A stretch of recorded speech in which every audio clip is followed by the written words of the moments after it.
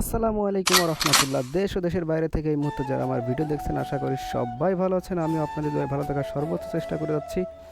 তো বরাবরের মতোই আমি চলে আসলাম আজকে আর একটা ভিডিও নিয়ে। আমি বিশ্বাস করি না।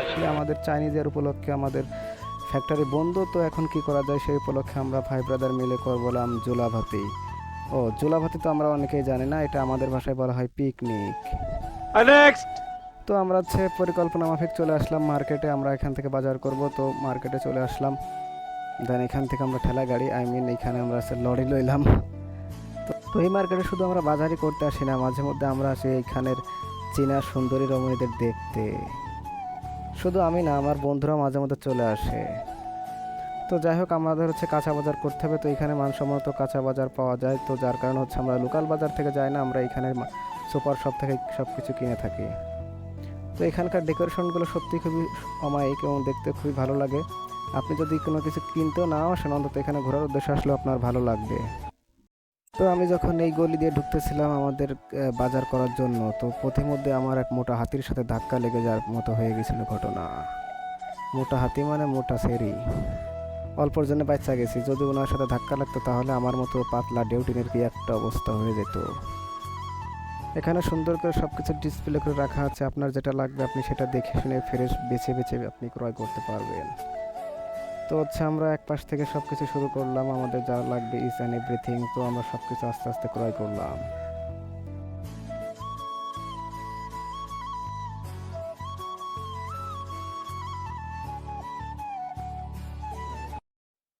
এখানে ফ্রিজে নাকি খাঁটি গরুর দুধ পাওয়া যায়, তো আমরা খাঁটি গরু দেখে খাঁটি গরুর দুধ কিনে নিলাম। তো সেই দুধের কথা শুনে আমাদের হাসান আবার এসে মাঝে মধ্যে ভুলুক দিচ্ছে।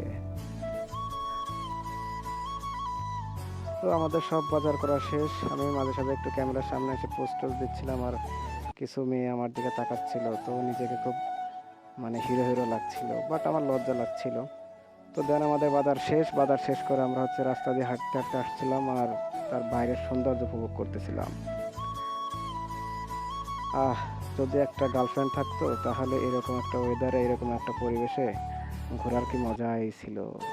আমারও বিবাহের আলাপ চলতেছে। আমাদের বাজার শেষ, তো আমরা আস্তে আস্তে আমরা বাসার দিকে পৌঁছালাম।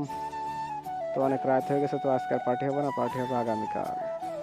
তো আমাদের কোটা বাটা শুরু, সবাই হাতে পেতে কাজ করতেছে, দেন যাতে আমরা দ্রুত কাজটা শুরু করতে পারি। তো আমাদের ছোলা বাটা চলছে।